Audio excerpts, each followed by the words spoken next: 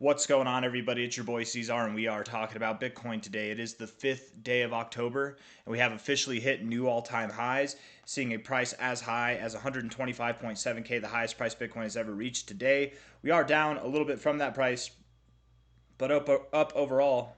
I'm curious to see what the liquidation levels look like.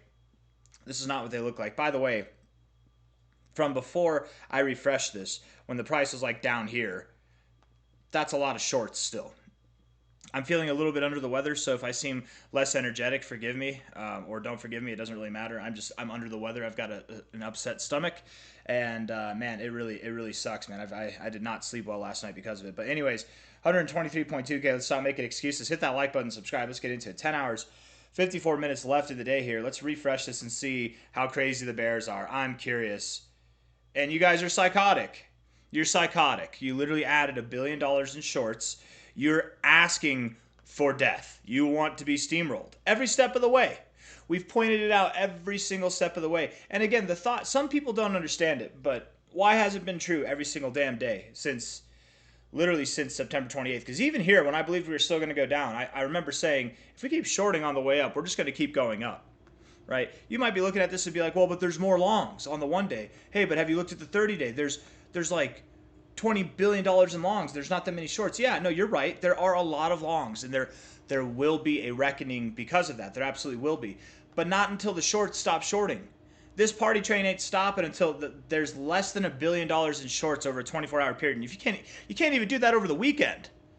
Like what? You're literally, if you're bearish, understand, anybody shorting right now, you're handing the keys to the kingdom to the bulls. And they'll take it.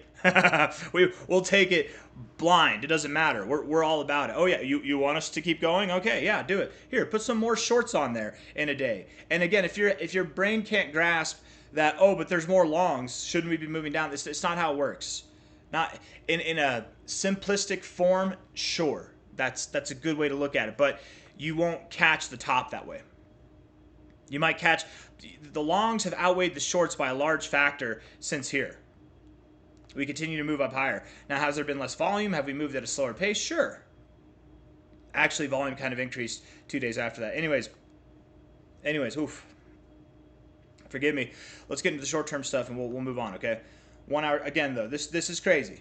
This has been. I like to reference it like this. Whenever we made a video down here talking about the longs to shorts, do you guys remember how many longs there were down here? There were 700 million on this day, and this was a weekday. This was a Thursday, not even the weekend. 700 million, which is a lot of money. It's a lot of money, but 700 million versus 2.8 billion, it's a worlds of difference right there. Okay, it's a completely different world. Whenever we're seeing less than $100 billion, I would assume, or to be completely fair, these longs keep getting out of hand. If we stack on more, because 20 billion in longs, we had 20 billion in shorts at this low. You know, so that we're at that same kind of area where we did reverse because of the amount of shorts we had. We're just not at the same area where we reversed because of the amount of longs we had down here. Anyways, looking at the 1 hour time frame.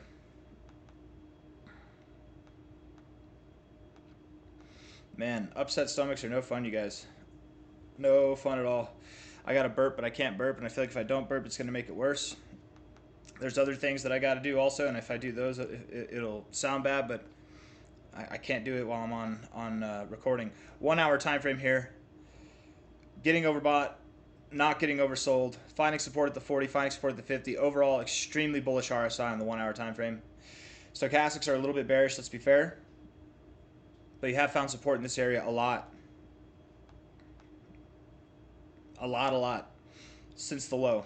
So, could you go a little bit lower? Sure. Give me a second. Sorry guys. Yeah, you could go a little bit lower. If anybody's wondering if I'm hungover, I'm definitely not hungover. No, this is from food that I ate. Oh man.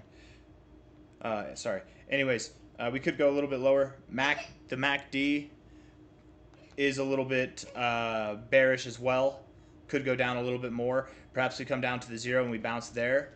But I do expect that after we move down a little bit, these shorts will probably pile on dramatically. The longs will probably get scared, and then we will continue to move up higher. Not financial advice, not a financial advisor. I would assume, and I do assume, that we're going to continue to move higher. I don't believe that even with this little bit of a movement down that we're calling for right now, I don't believe that we're done moving up. This is not the top, right? This is not a fake out high, though what I think is going to happen is we're going to fake the markets out as if it is a fake out high. We're going to perhaps move down a little bit more, and then once we do, we'll move up. We'll probably find support at 121K.